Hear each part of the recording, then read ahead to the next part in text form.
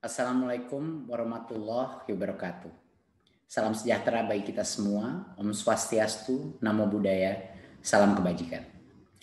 Yang saya hormati Bapak Ibu yang hadir pada acara virtual hari ini. Semoga semua diberikan berkah keselamatan dan kesehatan.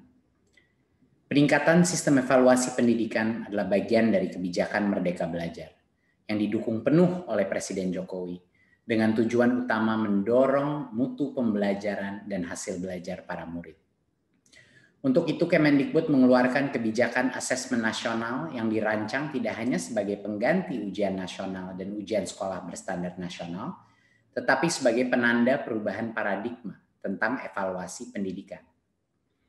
Perubahan mendasar asesmen nasional adalah tidak lagi mengevaluasi capaian murid secara individu, akan tetapi mengevaluasi dan memetakan sistem pendidikan berupa input, proses, dan hasil.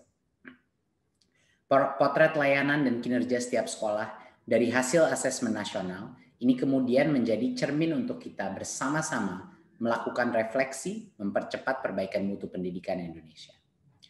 Asesmen nasional terdiri dari 3 bagian, yaitu pertama, asesmen kompetensi minimum atau AKM. Kedua yaitu survei karakter, dan yang ketiga adalah survei lingkungan belajar.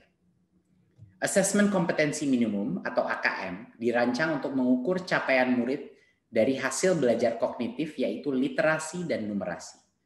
Kedua aspek kompetensi minimum ini menjadi syarat bagi murid untuk berkontribusi di dalam masyarakat, terlepas dari bidang kerja dan karir yang ingin mereka tekuni di masa depan. Fokus kepada kemampuan literasi dan numerasi tidak kemudian mengecilkan arti penting mata pelajaran, karena justru membantu murid mempelajari bidang ilmu lain, terutama untuk berpikir dan mencerna informasi dalam bentuk tertulis dan dalam bentuk angka atau secara kuantitatif. Jadinya kemampuan literasi dan numerasi adalah kemampuan yang akan berdampak kepada semua mata pelajaran yang diajarkan dan dipelajari oleh murid-murid kita.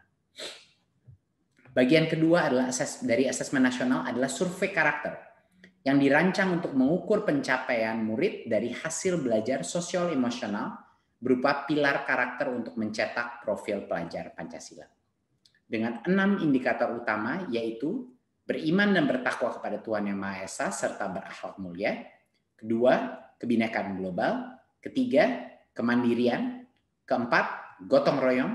Kelima, bernalar kritis, dan yang keenam, kreativitas. Bagian ketiga dari asesmen nasional adalah survei lingkungan belajar untuk mengevaluasi dan memetakan aspek pendukung kualitas pembelajaran di lingkungan sekolah.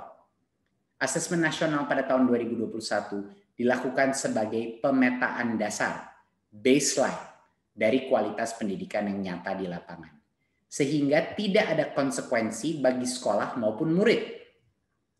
Kemendikbud juga akan membantu sekolah dan dinas pendidikan dengan cara menyediakan laporan hasil asesmen yang menjelaskan profil, kekuatan, dan area perbaikan di tiap sekolah dan daerah.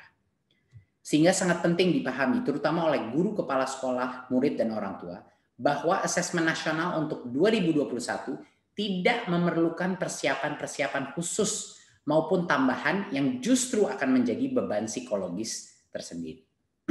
Tidak usah cemas, tidak perlu bimbel khusus untuk asesmen nasional. Untuk itu, mari kita semua bersama-sama mendukung pelaksanaan asesmen nasional mulai tahun 2021 sebagai bagian dari reformasi pendidikan Indonesia. Terima kasih dan salam Merdeka Belajar.